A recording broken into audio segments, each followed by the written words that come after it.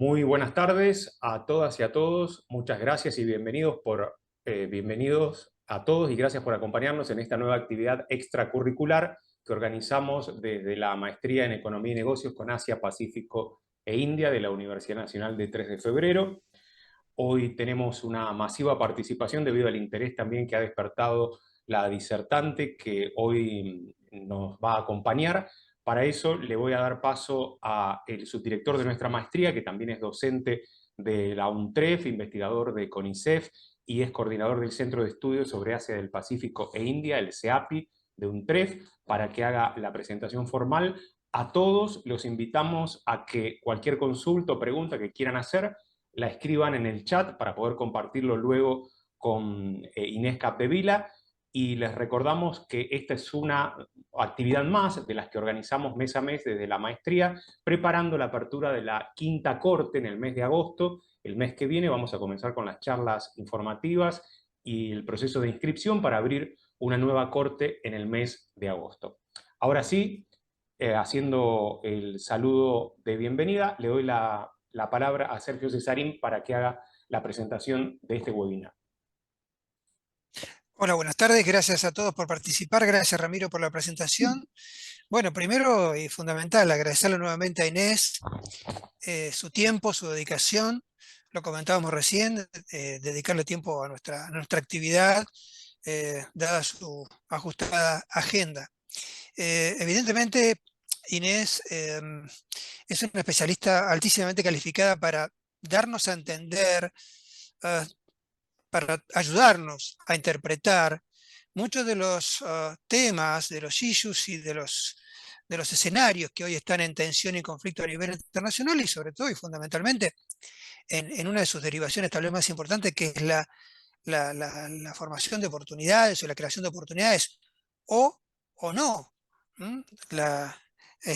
Perjudicar de alguna manera los impactos negativos que pueden tener estas alteraciones y estas escaladas conflictivas sobre el desarrollo de negocios internacionales. Prácticamente no hay región del mundo que esté libre de tensiones, algunas de mayor o menor intensidad. Nuestra región por ahora parece ser un ámbito y un escenario en el que, bueno, no se expresan o no se exponen tan visiblemente aquellas tensiones como en otros rincones del planeta. No obstante, bueno, ¿qué de eso hay en términos, qué de esas tensiones, qué de esa escalada, qué de esas manifestaciones conflictivas podemos obtener, aunque parezca muy pragmática la posición, qué tipo de oportunidades podemos tener y qué tipo de desafíos podemos enfrentar sobre la base no solamente de la coyuntura actual en términos de evolución de corto plazo de estos acontecimientos, sino fundamentalmente en términos de mediano y largo plazo. Así que bueno, simplemente la idea es proponerles que Inés nos ayude, como dije antes, a entender mejor estos procesos. Y sin más, simplemente voy a presentar a Inés, tal cual ella me lo ha pedido, muy cortito. Inés Capdevila es secretaria de redacción y columnista internacional de El Diario La Nación y La Nación Más. Nuevamente, Inés, gracias por estar con nosotros y te damos la bienvenida nuevamente a este espacio virtual. Y bueno, te escuchamos con toda atención. Muchas gracias. Muchísimas gracias, Sergio. Muchísimas gracias a todos por estar presente en este momento y compartirlo con mis miradas. Em, Quiero empezar, creo que todos sabemos que el mundo está bastante alterado, que de repente en los últimos 4 años se han ido sumando las crisis y las crisis han dejado su huella y esas huellas se han ido profundizando. ¿Es un momento inédito para la historia reciente? No, no es un momento inédito. El riesgo geopolítico que hoy vive el mundo con esta acumulación de crisis, desde la crisis de Medio Oriente a la guerra en Ucrania, el boom de inflación global que empieza a ceder, las cadenas de suministro alteradas, nos hacen pensar que estas crisis han configurado un escenario de altísimo riesgo político, geopolítico y de un muchísimo impacto económico. Es el mayor momento de riesgo geopolítico. No es el mayor momento de riesgo geopolítico para el mundo. Sí lo es en los últimos 20 años. Aquí yo tengo un, un pequeño gráfico que es el índice de riesgo geopolítico, que fue recientemente, hace un par de años, conformado por 2 investigadores norteamericanos. Y básicamente lo que ellos dicen es, el riesgo geopolítico, el peor momento fueron, por supuesto, las guerras mundiales. Luego sufrió muchísimas variaciones durante la Guerra Fría, se disparó en 2001 y 2003. Y finalmente llegamos a 2022 con una especie de riesgo achatado, que sufrió algunas, digamos, mellas con la pandemia, pero que hasta 2022 no se disparó. ¿Qué sucedió? 2022. Rusia invade Ucrania y ahí volvimos, el mundo entero volvió a ver cómo esas guerras, esos momentos geopolíticos de disrupción también irrumpían en nuestra vida diaria a través del impacto económico y de la alteración del clima, tanto político como social como de negocios. Este momento geopolítico tiene algunas precisiones que lo distinguen de otros momentos y que también hacen que el clima de negocios sea muy diferente al que hubo post-2001, post-2003. ¿Y por qué? Porque este momento geopolítico empieza a alterar la forma o a modificar la forma en que el mundo se relacionaba económicamente, o al menos que en los últimos 20, 30 años se relacionó económicamente. Y de manera fundamental empieza también a condicionar la forma en la que el mundo encontró la fórmula para crecer, la fórmula para desarrollarse incluso en aquellas regiones como África o los países más vulnerables de América Latina no podían. Durante los primeros 15 años de este siglo, el desarrollo aumentó los índices de desarrollo global aumentaron como nunca había visto la humanidad. Eso se paró con la pandemia y ahora al mundo le cuesta muchísimo recuperar el ritmo de desarrollo y fundamentalmente la igualdad de desarrollo. Se empieza es muy desparejo el ritmo de desarrollo. ¿Cómo lo vemos a este momento geopolítico en que la geopolítica, es decir, las necesidades de seguridad de las grandes naciones y también de las naciones más pequeñas o menos poderosas, sobrepasan las necesidades económicas? Es decir, que el riesgo de seguridad es mucho mayor que lo que movilizó durante 20 años al mundo, que fue la geoeconomía, la globalización y el afán de hacer negocios internacionales por parte de actores que no necesariamente eran los más poderosos del mundo, incluía a los más poderosos y a los más frágiles. Ese momento empieza a ceder. ¿Y qué es lo que distingue a este momento geopolítico? Es que no sabemos cómo a partir de estas crisis geopolíticas que no terminan, porque quedan algunas allí amenazándonos, van a reconfigurar el momento económico del mundo. Ya tenemos algunas pistas. Vean abajo del gráfico de riesgo político, tenemos cómo han sido las inversiones extranjeras directas, el flujo de inversiones extranjeras directas en los últimos años y luego el comercio. Vemos este pico que fue en 2021, eso fue una recuperación de la pandemia, pero a partir de ahí las inversiones empiezan a ceder, con algunas particularidades.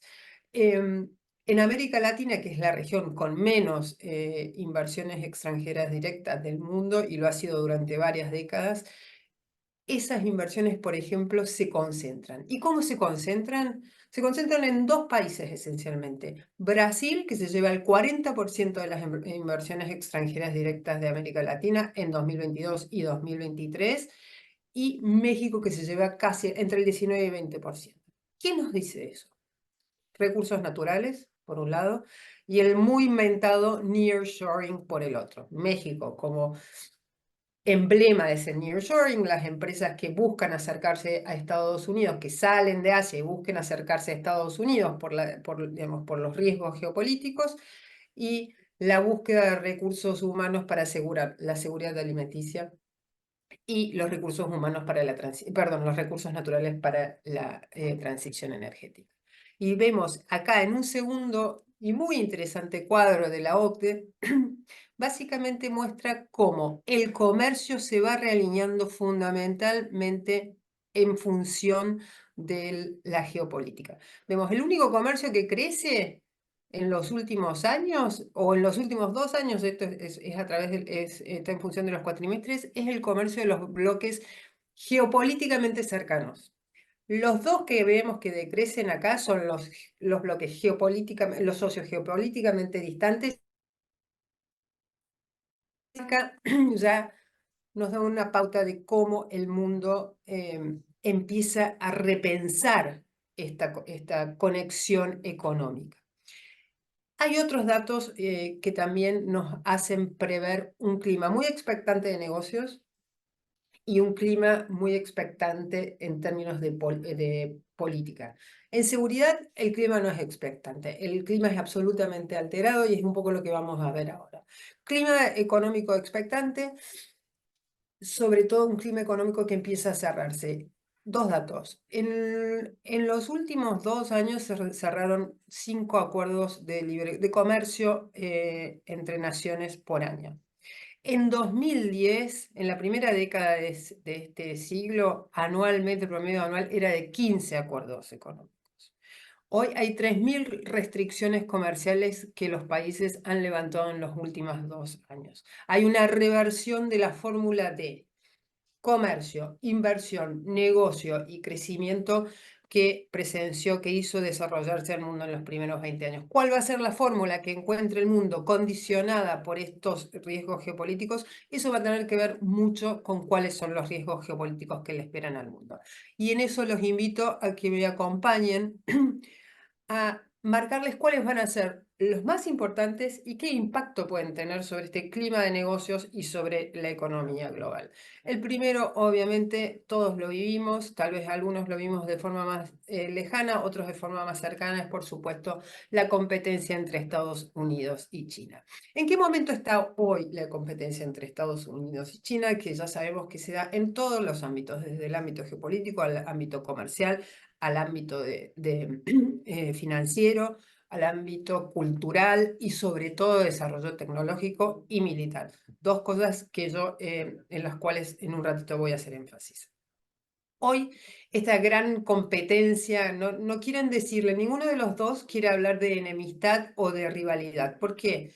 Porque eso ya los predispone a un escenario militar al cual ninguno de los dos hoy quiere llegar porque no le conviene llegar.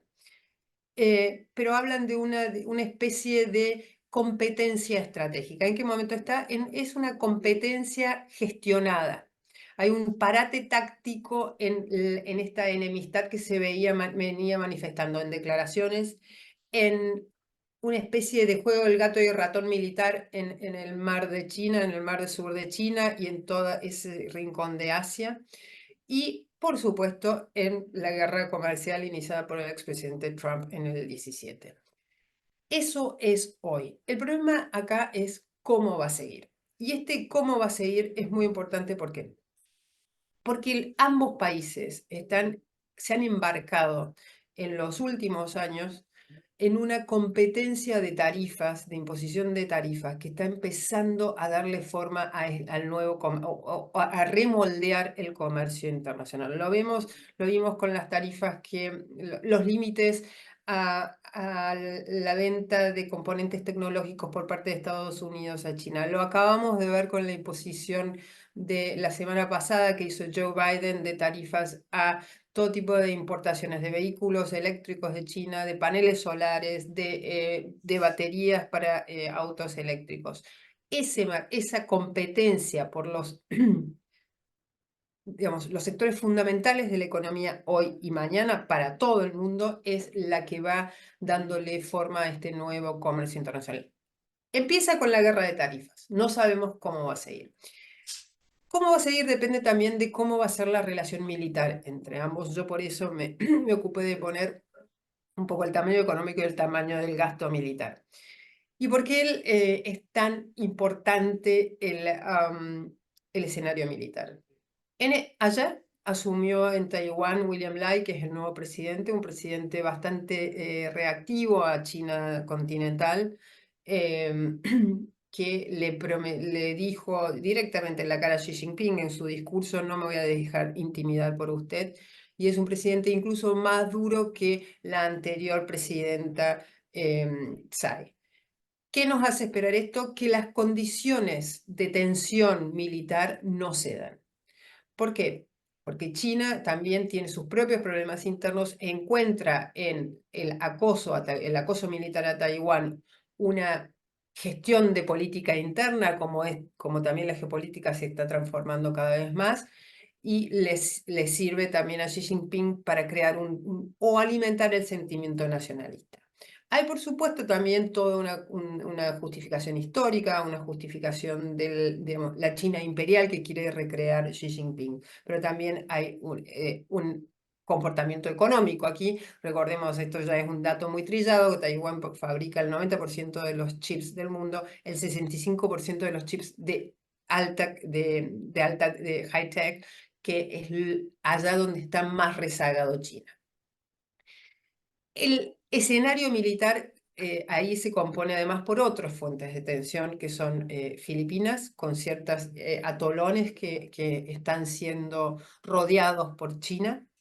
Y por supuesto tenemos la tensión en las dos Coreas, a la que está también muy expectante Japón. Ese escenario militar en Asia va a ser probablemente el mayor riesgo geopolítico que gobierne al mundo en los próximos 2 o 3 años. El año pasado, a fin de año aproximadamente, estuve en Taiwán y ahí me decían, el 60% de los bienes que se producen en el mundo pasa por el estrecho de Taiwán. Una guerra en Taiwán sería absolutamente devastadora para el mundo, al punto de que, por ejemplo, algunas agencias como Bloomberg se han tomado el trabajo de pensar qué porcentaje de la economía global sería inmediatamente quitado, borrado por una guerra en Asia, y han llegado a un escenario de mínima del 10 puntos. Este escenario de qué va a suceder militarmente, qué va a suceder comercialmente y económicamente entre China y Estados Unidos, también depende de dos riesgos geopolíticos esenciales para explicar que es el fundamental en los próximos años. El segundo riesgo geopolítico que explica y que va a darle forma a esta relación es, por supuesto, las elecciones del 5 de noviembre en Estados Unidos. ¿Cómo está hoy? Acá vemos, este es el último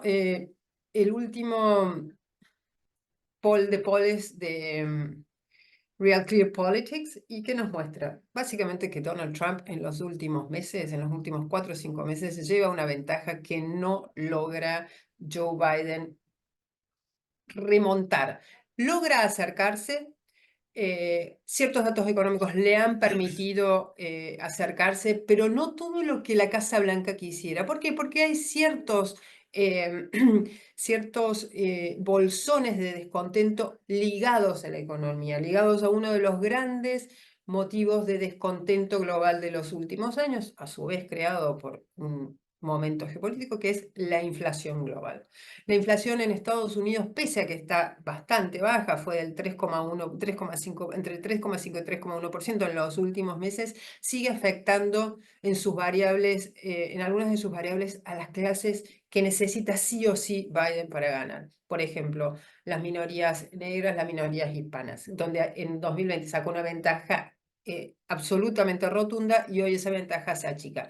Por ejemplo, las tasas altas en Estados Unidos, que hacen que los créditos sean altos, que la tarjeta de crédito venga con un resumen altísimo, pues no puede ser pagada a fin de mes, cosas que afectan el sueño americano, vayan limando progresivamente la confianza de esos norteamericanos en Joe Biden. Eso hace que estas dos líneas hoy parezcan muy difíciles de juntarse.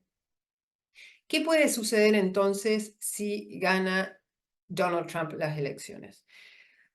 Va a ser esencial no solo en darle forma a la relación con China, sino también en decir otros riesgos geopolíticos, como por ejemplo Ucrania, como por ejemplo la crisis en Medio Oriente, como por ejemplo cómo va a Estados Unidos a acercarse al resto de las naciones en esta rivalidad con China. Primer diagnóstico, y va directamente primer pronóstico, que va directamente a impactar el clima de negocios global y probablemente los flujos de comercio internacionales. Donald Trump promete imponer tarifas de hasta 200% sobre algunos de los productos chinos, sobre todo aquellos que tengan que ver con la economía estratégica. Volvemos a lo mismo, tecnología, recursos naturales. Allí va a hacer inmediatamente daño Donald Trump a lo que él considera que es un comercio abusivo por parte de China. Ojo, Joe Biden también lo considera y progresivamente va siguiendo ese camino, no con el nivel de agresividad y disrupción de Donald Trump. Y finalmente, ¿qué tipo de economía puede tener Donald Trump respecto al mundo? La economía de Joe Biden viene muy bien, ya lo sabemos, los últimos 3 años han sido de un crecimiento que sorprende incluso a la propia Casa Blanca, pero sigue teniendo estos bolsones de descontento, bolsones de alta inflación, las tasas no lo ayudan y Donald Trump promete inmediatamente dar vuelta a eso como bajando impuestos, por supuesto, que ya lo hizo en 2017, y motorizando la economía, por supuesto, presionando a la Fed para que baje las tasas. ¿Puede suceder eso? Eso está un poquito por verse. Hay un problema gigantesco en Estados Unidos, que también muchos de ustedes deben saber, que es el problema de la deuda. Así como está en las próximas décadas, Estados Unidos no va a tener dinero para solventar, el gobierno norteamericano para solventar sus gastos esenciales más allá de Medicare o Social Security. La deuda es el gran fantasma que le espera a Estados Unidos, de Donald Trump, de Joe Biden y de la economía global. Este riesgo geopolítico va finalmente a impactar también en otros riesgos geopolíticos que lo estamos viviendo ahora y también condiciona mucho de la economía global. La economía china. ¿Cuál es el estado de la economía china?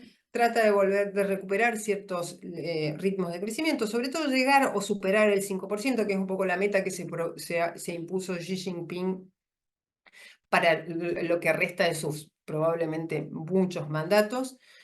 Pero no lo logra porque también la economía china ha tenido varias trampas. El endeudamiento de sus regiones, la crisis, las burbujas inmobiliarias, y todo esto configura una demanda que se cayó en picada justo cuando Xi Jinping esperaba imponer en China el modelo económico basado en la demanda, no tanto en las exportaciones. ¿Qué sucedió ante una demanda tan caída que el efecto deflacionario empezó a sentirse con muchísima fuerza en los últimos meses? Xi Jinping salió a subvencionar de forma bastante solapada según acusaciones de Estados Unidos y Europa, las industrias chinas. Eso implicó un aluvión de productos baratos chinos, como lo vimos en las primeras épocas de este año, y que tanto inquietan a las otras potencias económicas, Estados Unidos y Europa. ¿Por qué? Porque dicen, nosotros en los primeros años de este siglo, cuando China nos inundó con sus productos baratos, perdimos millones de puestos manufactureros. Bueno, hoy también vuelve ese miedo que también empieza a condicionar el clima de negocios e inversiones a nivel global. ¿Cuánto puede recuperarse la economía china? Los pronósticos, como ven ahí, que es del FMI, no son muy alentadores. No hay ritmos que vayan a superar el 5%, y eso a Xi Jinping le genera todo tipo de problemas. Y está el problema de política interna también. El descontento social, la inquietud, la inestabilidad es siempre la variable o el gran generador de terror para los gobiernos autocráticos, como sea. Por ejemplo, lo es en Irán hoy, lo es en Rusia, lo es también en China. El tema de la economía, si no logra motorizar esa demanda, volverle a dar a los chinos la esperanza de un bienestar mayor, va a ser un enorme problema para Xi Jinping. Eso va a ser un enorme problema para China también. Y cuando una China en problemas, no es lo mismo que para el mundo que una China estable, de crecimiento asegurado y de inestabilidad social contenida. Vamos a pasar al cuarto riesgo. Voy a hacer rápido, así después pueden hacerme algunas preguntas. Cuarto riesgo que está indirectamente emparentado con estos, pero que nos mostró qué tan directo puede ser, en los últimos 2 años nos mostró qué tan directo puede ser el impacto de una sorpresa geopolítica, como fue la invasión rusa de Ucrania, en la economía global, en el clima de negocios, en la vida de empresarios, inversores y ciudadanos de a pie en el mundo. Fue directo el impacto de la guerra en Ucrania. Lo vemos acá. Yo elegí dos dos gráficos bastante elocuentes. Primero es el de arriba es el índice global de commodities. Y van a ver que incluye todos los commodities, cereales, oleaginosas, minerales, petróleo, gas.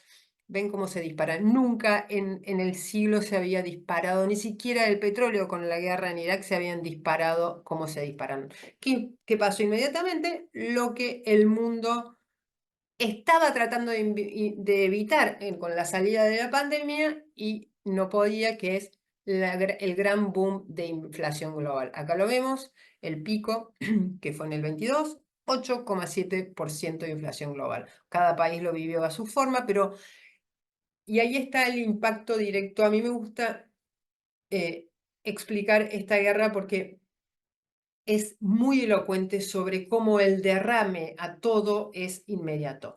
Fue derrame inmediato sobre el precio de los commodities. Los commodities impactaron en la inflación. La inflación impactó en el clima de negocios. Azuzó los problemas que ya venían teniendo las cadenas de suministro. Y a su vez impactó en la vida de los ciudadanos de países muy diferentes, desde África hasta Sri Lanka, hasta por supuesto la Argentina. Esa inflación que se meta en la casa de la gente modifica a su vez la política de las naciones. El estado de alteración de los votantes globales, sobre todo en los países democráticos, no importa qué nivel de democracia tengan, el estado de alteración del votante hoy es muy pocas veces visto en las últimas décadas.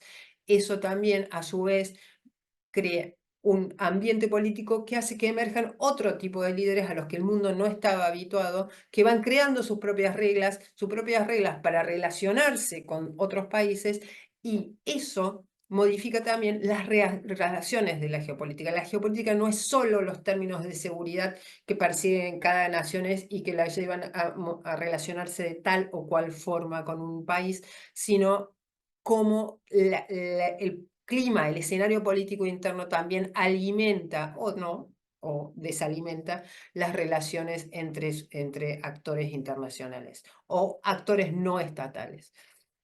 Entonces, la guerra en Ucrania fue uno de los grandes riesgos de esta década. ¿Y por qué sigue siendo un riesgo?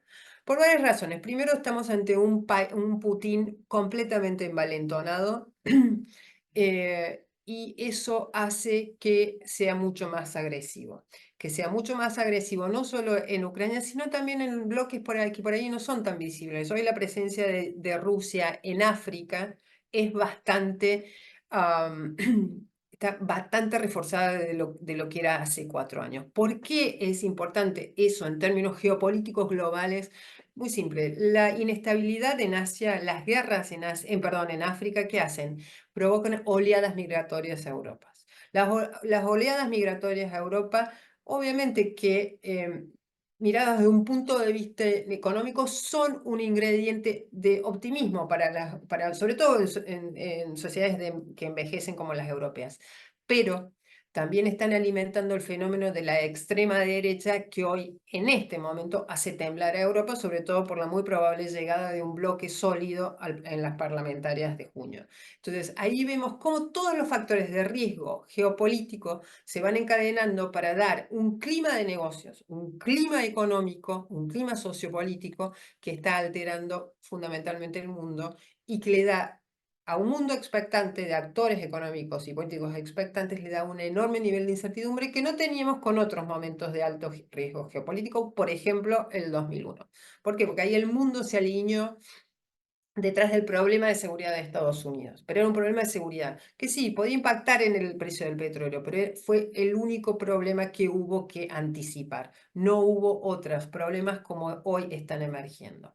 Vamos a pasar al quinto riesgo político, que es la otra guerra que hoy agobia al mundo y cómo ella también nos muestra que el mundo hoy está tan frágil por el efecto del riesgo geopolítico que cualquier crisis que estalle nos hace estremecer a todos, porque no sabemos cuál va a ser el impacto. Y acá hay un punto muy importante. Uno de los mayores riesgos geopolíticos, no se ve, fue un riesgo, una amenaza sanitaria, fue la pandemia del coronavirus, que también trastocó la relación de seguridad entre los estados. Ese riesgo nos hizo sufrir tanto que hoy, ante cualquier estremecimiento económico, político, social del mundo, ya inmediatamente las sociedades se retraen. Se retraen en todo, se retraen en consumo, se retraen políticamente, se retraen culturalmente, se retraen en términos de proteccionismo. Es un poco eso lo estamos viendo. ¿Qué nos muestra el riesgo? Dos cosas sobre la crisis en Medio Oriente y cómo impacta en el clima de negocios global. Fundamentalmente nos muestra qué tan importantes son hoy las vías de suministro, cómo las cadenas de valor están cada vez más expuestas con un alto nivel de vulnerabilidad, cadenas de suministro altamente expuestas y con alto nivel de vulnerabilidad. Acá vemos están las rutas comerciales. Las más finitas son las rutas secundarias, las más gruesas son las rutas principales. Por Medio Oriente tenemos dos esenciales, la que va y viene desde Asia a Europa y la que saca el petróleo desde el Golfo y lo lleva o bien a Asia o bien a Europa. Dos centros que hoy, fundamentalmente Asia, son el centro, el eje de la economía global y la promesa, la proyección de la economía global. Cualquier disrupción allí en alguno de esos países que vemos ahí es fundamentalmente una disrupción geoeconómica. Lo vimos, lo estamos viendo no solo con el enfrentamiento de Israel con la ofensiva de Israel sobre Gaza, sino con dos cuestiones indirectas. La presencia de los hutis en Yemen atacando las navieras, a los barcos transportistas de comercio de bienes y el gran riesgo que es la relación entre Irán e Israel. Cada vez que, en los últimos 2 o 3 meses, cada vez que Irán e Israel se aproximaban a un momento de mayor tensión, porque no se sabía si uno iba a atacar al otro, el otro le iba a responder, el precio del petróleo subía. Y en ese momento, que esto fue sobre todo en abril, Ucrania empezó a atacar las refinerías de petróleo en Rusia. El precio del petróleo volvió a subir. El nivel de exposición del mundo, de sus cadenas de suministros, sus fuentes de energía, sus fuentes de alimentación, hoy tienen un grado de vulnerabilidad que probablemente no veíamos con otros momentos de riesgo geopolítico. Y eso es lo que sí condiciona en este marco de gran confrontación de potencias digamos, la caída del comercio global, la caída de las inversiones. Finalmente, quiero hablarles de América Latina y esto por allí es un poquito exótico, lo verán, pero ¿cuál es el gran negocio de América Latina hoy? Hoy América Latina tiene una bondad geopolítica y una maldad geopolítica. La primera es su ubicación geográfica. Estamos cerca de Estados Unidos, lejos del resto del mundo. Estamos, en cierta forma, aislados de las violencias, de las amenazas de seguridad, de las amenazas de, por ejemplo, bombas nucleares. Bien, eso es un gran beneficio geopolítico.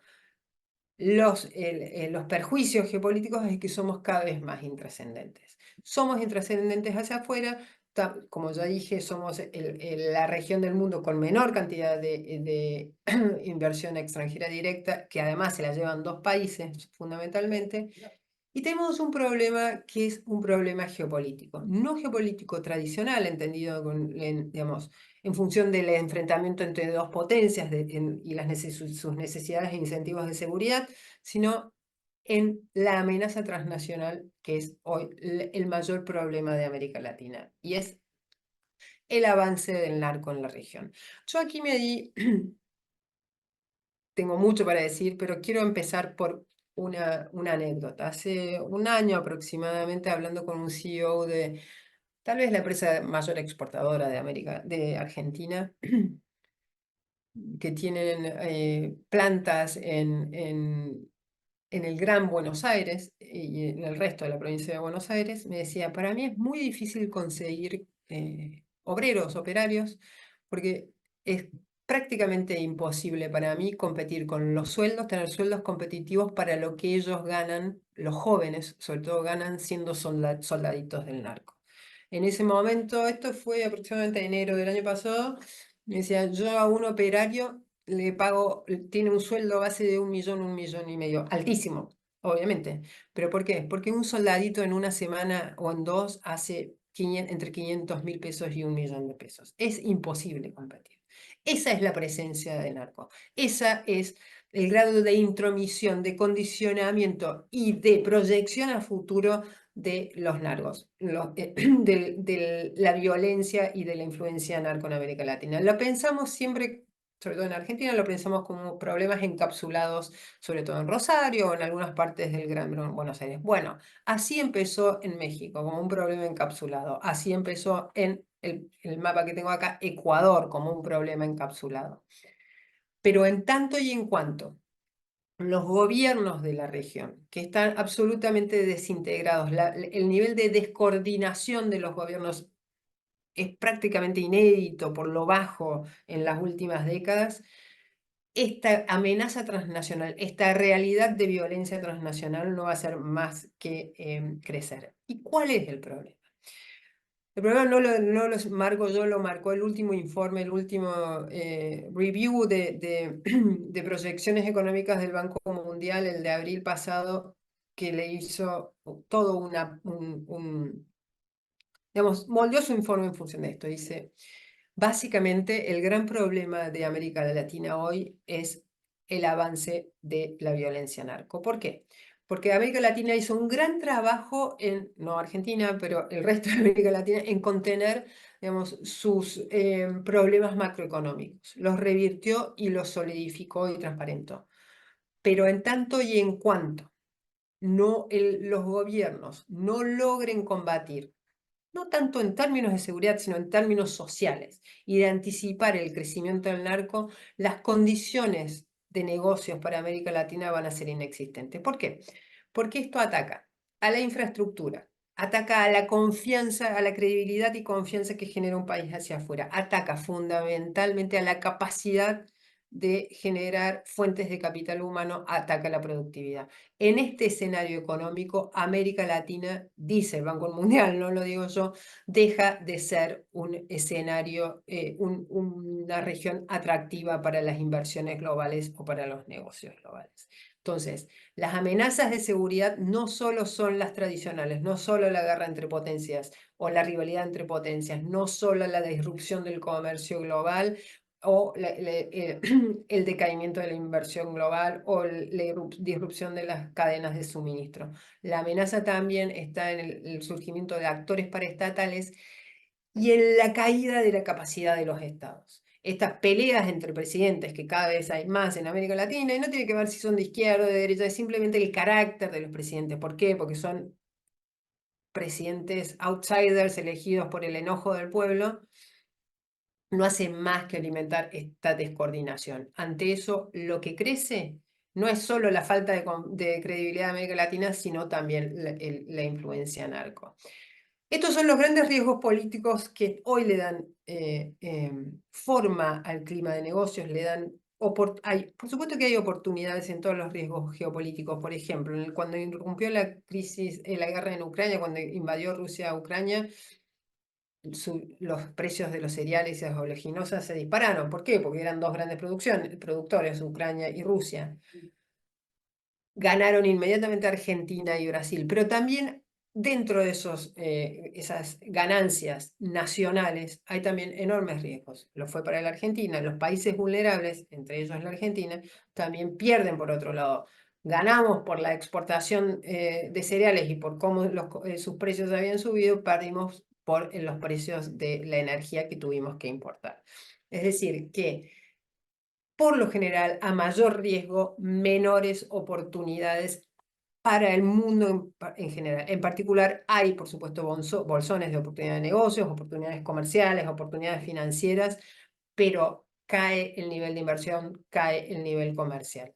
¿Qué podemos esperar además de estos riesgos geopolíticos para nuestra región y el resto del mundo en los próximos años, un par de años? Hice acá un pequeño resumen de cuáles son los cisnes negros de 2024, que esos van a tener un altísimo impacto en la economía global. Primero, que es algo que no se habla tanto, pero que cada vez se toma más como una posibilidad real, que es un ataque nuclear en Corea del Norte. A Kim Jong-un no le gusta ser ignorado y está siendo ignorado porque digamos, el eje de atención del mundo se ha trasladado en términos geopolíticos a otros puntos calientes del mundo.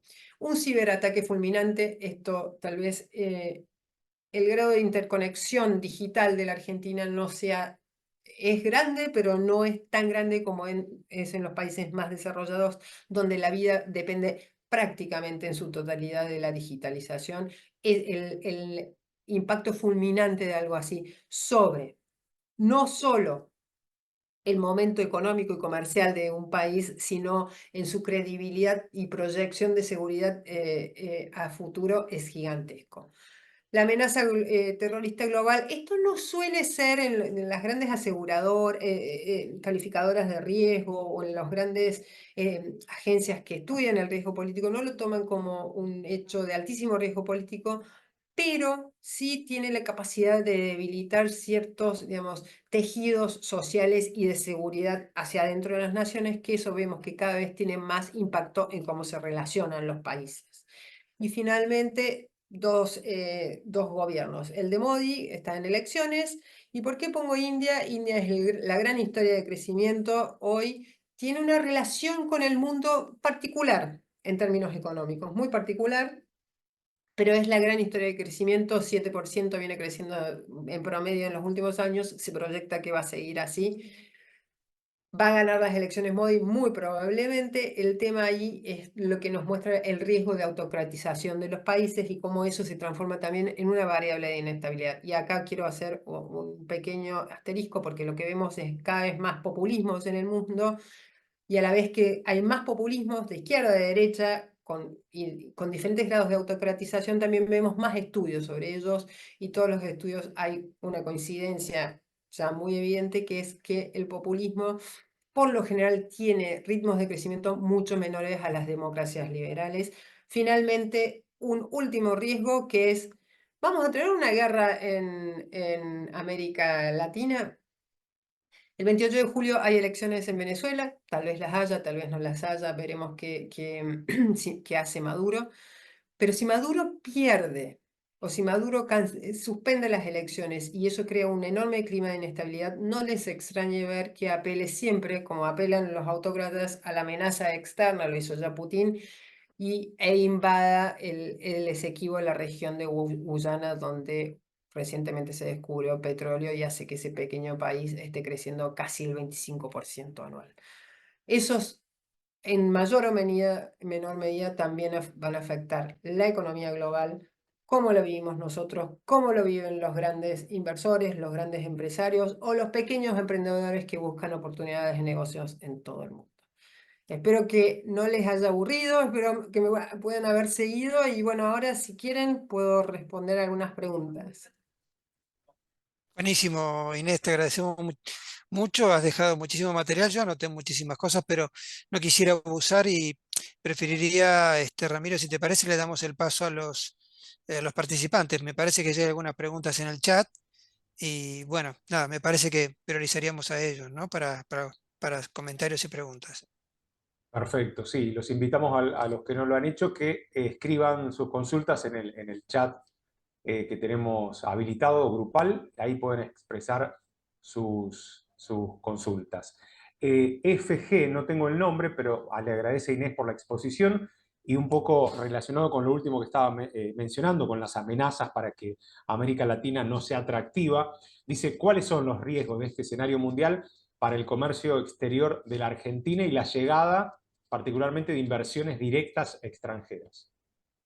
Es una buena pregunta. Yo a Argentina digamos, es un caso particular dentro de un caso particular. América Latina es un caso particular, una región llena de recursos naturales y que aún así no logra despegar. No logra despegar en su atractivo hacia los inversores, hacia ser una fuente confiable de intercambio comercial con el resto del mundo.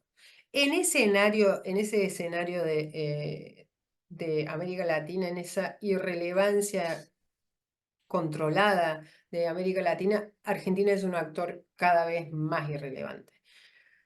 ¿Cómo impacta, digamos, primero hay una serie de medidas que tiene que tomar la Argentina hacia adentro? Primero, somos uno de los países más cerrados en términos comerciales de América del Sur, si no el más cerrado. Somos el quinto en cuanto a inversiones, luego de Brasil, México, Chile, Colombia y nosotros, y muy poquito después viene el Perú de menos inestabilidad institucional, es decir, el Perú de hace un par de años. Pero hay una particularidad en esas inversiones argentinas que no se encuentran tanto en el resto. Por ejemplo, hay mucho de reinversión de utilidades, porque no, por el cepo, obviamente, y hay mucho de deuda. Es decir, que tenemos un perfil de inversiones muy diferente del resto de la región. Por lo tanto, las condiciones para que la Argentina vuelva a recuperar atractivo como una fuente de llegada de inversiones y una fuente confiable de comercio global son mucho mayores que las del resto. Por supuesto que son impositivas. El Banco Mundial marca que América Latina tiene que recuperar su productividad, tiene que recuperar su competitividad inmediatamente y marca algunas políticas, la política tributaria, la política de educación. No tenemos capital humano, un país con un 50%.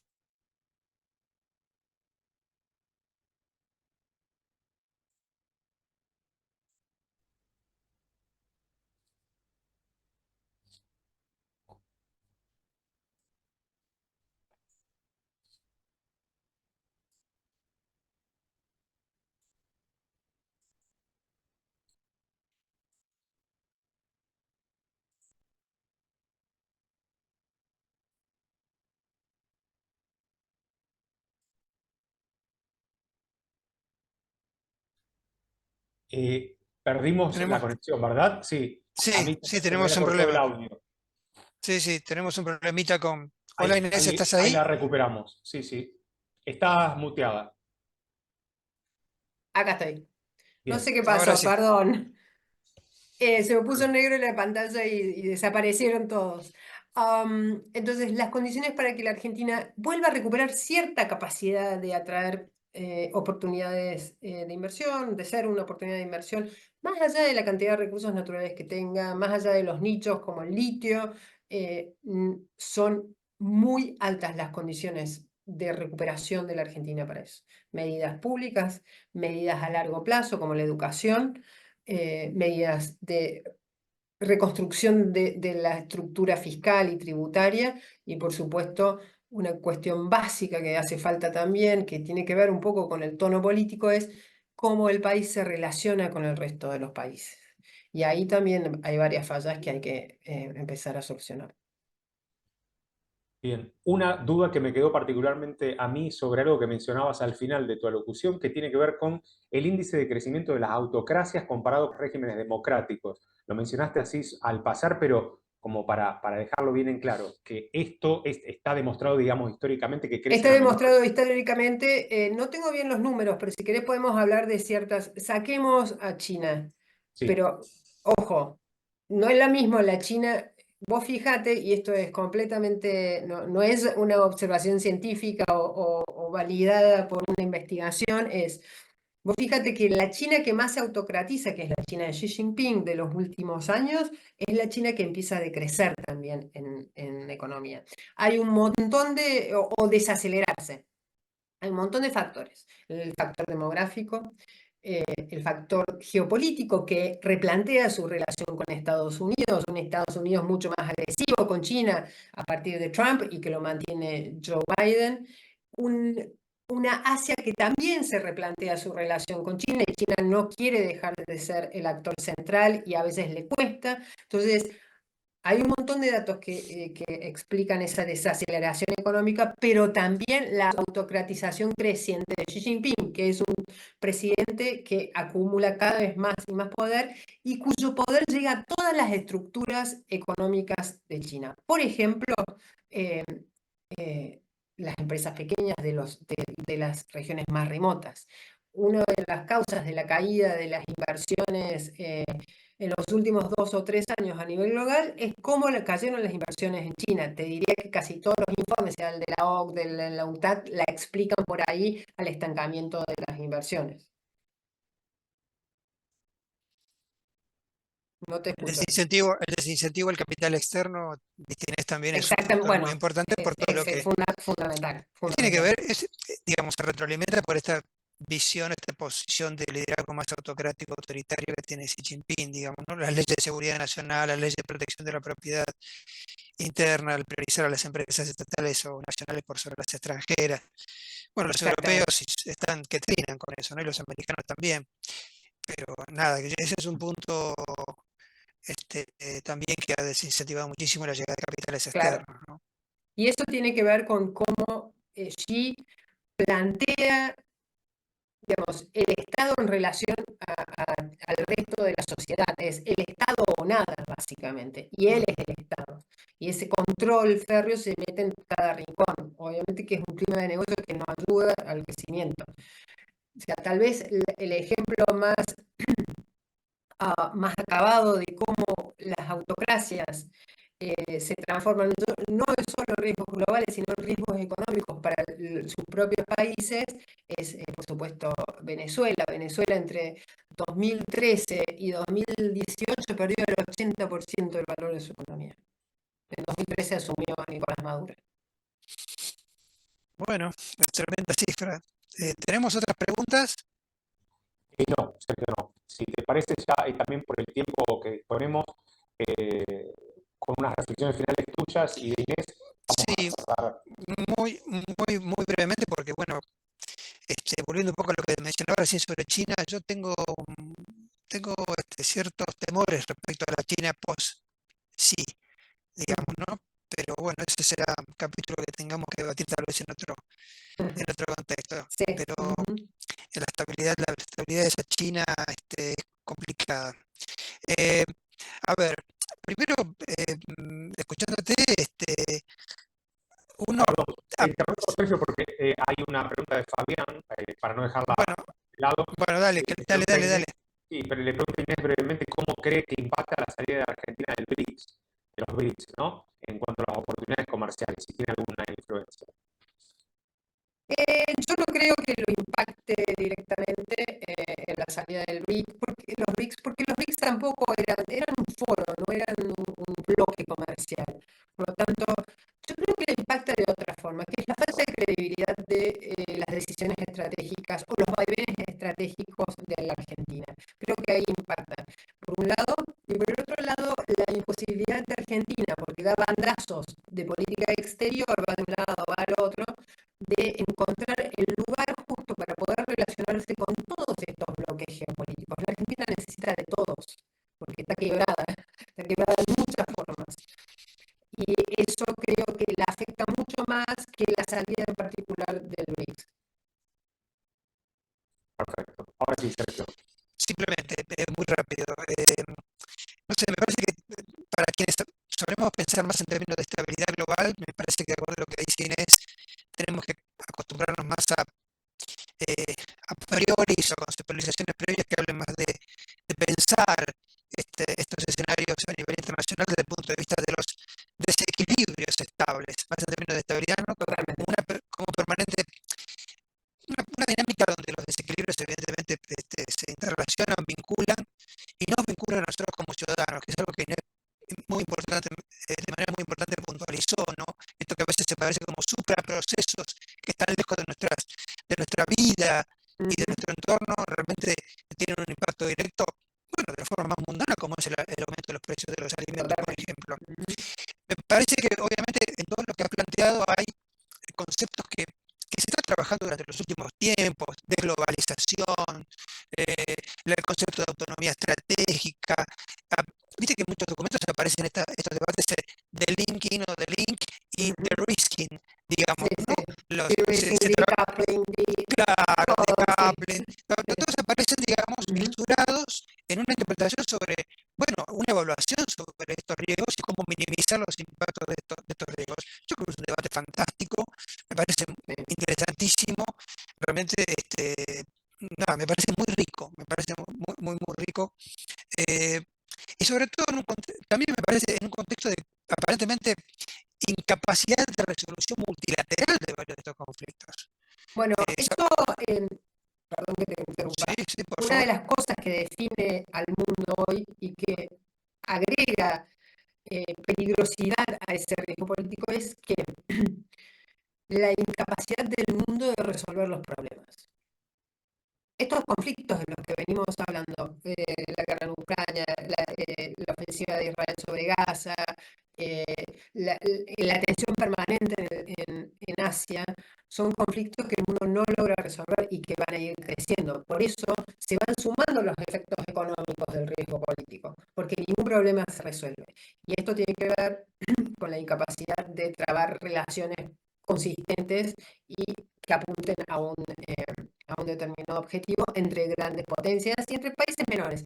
Con un agregado, que los desafíos ahora son enormes. Dos en particular, inteligencia artificial y cambio climático. Esos dos son los verdaderos riesgos geopolíticos a futuro, por cómo van a modificar la matriz, no solo geopolítica o la matriz de seguridad, sino la matriz productiva del mundo. Bueno, precisamente sobre eso que decís, recuerdo, ¿te acordás los debates acalorados sobre la reforma del sistema de Naciones Unidas? O sea, hay silencios o hay invisibilización de temas que de alguna manera Totalmente. tendrían que recuperar algún tipo de actividad, como el tema de Naciones Unidas. Ujú. Incluso la Organización Mundial de Comercio, donde realmente no sabemos si algún tipo de controversia internacional se resuelve realmente de manera, repito, multilateral, o Exacto. realmente estamos a través del auge del bilateralismo puro, en donde América Latina tiene mucho más que perder, como lo dijiste, incluso por estas cuestiones de rispideces entre gobiernos, liderazgos críticos, y Ujú. peleas y rencillas.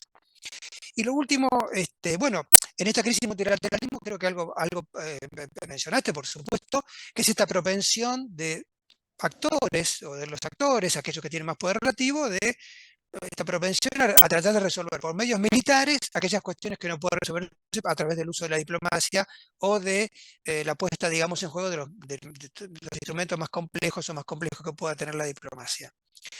Y después, a mí me suena mucho, no sé si has leído, pero me suena mucho el año 2027 como un año de ruptura. Mm. Yo lo he visto en muchos documentos estadounidenses, los chinos también. Yo no sé, hay en ese año algo raro. En principio lo que hay muy claro es que Xi Jinping debería ser reelegido. Exactamente, sí. Es un dato importante. Entonces, bueno, estamos a 3 años, ¿no? O sea, estamos ahí muy cerquita. Así que ese cisne negro que mencionás, de la inestabilidad en Asia, de Corea del Norte, bueno, ahí hay una cuestión, digamos, hay un signo de interrogación muy, muy grande y por eso un poquito yo te mencionaba el tema de la estabilidad de China, bueno, digamos, para ellos en el cortísimo plazo. Ujú. Pero el Sí. año 2027 parece hasta como cabalísticamente interesante y es particularmente interesante porque en el hexagrama del I Ching la suma de los números da 11, pero el 11 es el hexagrama de la paz. Así que tengamos la expectativa de que Bueno. podamos recuperar, podamos recuperar, Sos un podamos recuperar optimista, Sergio. esta cosa de malformación profesional de Sí. pensar en términos de estabilidad.